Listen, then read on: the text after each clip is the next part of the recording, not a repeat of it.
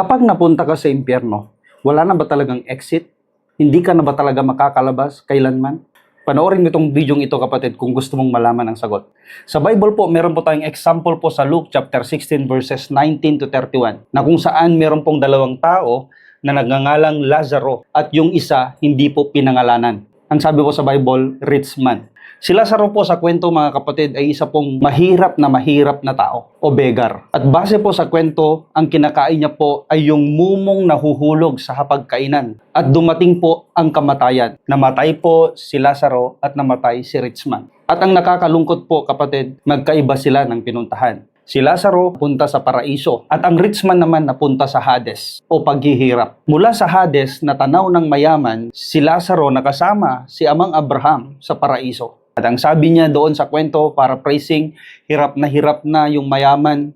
Kaya humihingi siya ng tulong kay Amang Abraham na utusan si Lazaro upang isawsaw man lang ang kanyang daliri sa tubig at ipatak sa dila ng mayaman sapagkat siya'y uhaw na. Subalit ang sabi po ni Amang Abraham, hindi po pwedeng pumunta riyan ang mga nandito at hindi rin pwedeng pumunta yung mga nasa Hades na papunta sa paraiso. So hindi po pwede. Bakit ano yung dahilan? Kasi meron silang pagitan na great chasm. Hindi pwede. Walang tulay papunta sa Hades at walang tulay papunta sa paraiso. Ibig sabihin, walang exit ang Hades. Hindi ka po pwedeng lumabas doon. Nag-request po ang mayaman kay Amang Abraham. Ang sabi niya, pwede bang utusan mo si Lazaro pumunta sa aking pamilya dahil may mga kapatid ako para praising, para sa ganun maniwala sila at hindi sila pumunta dito sa aking kinaroroonan. Subalit, ang sabi ko ni Amang Abraham, meron naman yung mga tagapagturo. Kung hindi sila maniniwala, kahit pa mabuhay ang isang patay, hindi pa rin sila maniniwala. So ano yung conclusion natin? Ang kamatayan ng Panginoong Hesus ay hindi para sa mga nandoon sa Hades. Yung kamatayan ng Panginoong Hesus ay hindi para doon sa mga nandoon sa impyerno para may labas sila.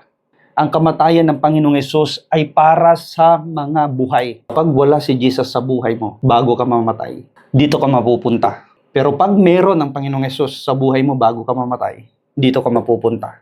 Ano pa po yung conclusion? Hindi natin kailangan ng himala para maniwala. Ang himala ay hindi nagbubunga ng pananampalataya. Pero yung pakikinig ng salita ng Diyos, yun yung magbubunga. Yung himala ay resulta ng pananampalataya. Hindi siya ugat ng pananampalataya. Ang ugat ng pananampalataya ay yung pakikinig. At yung himala ay bunga ng pananampalataya. Ayusin po natin yung decision po natin sa buhay. Hindi natin kailangang humantong sa kamatayan bago tayo maniwala na merong paradise at merong Hades. Kapag napapanood mo itong video ito, kapatid, ito yung pagkakataon mo para itama yung relasyon mo sa Panginoon. Ito yung pagkakataon mo para tanggapin si Jesus sa buhay mo. Dahil kapag mamaya o bukas, dadalawin ka na ng kamatayan at wala si Jesus sa iyong buhay, Biblia po ang nagsasabi na si Jesus lang po ang tagapagligtas. So kung wala si Jesus sa buhay mo, bago ka lagutan ng hininga, dito po tayo mapupunta. Ayaw po natin na meron po ni isa ang mapunta doon sapagkat sabi po ng mayaman, napakahirap. Now po, nakatulong po itong video ito. God bless, purihin po ang Diyos na buhay.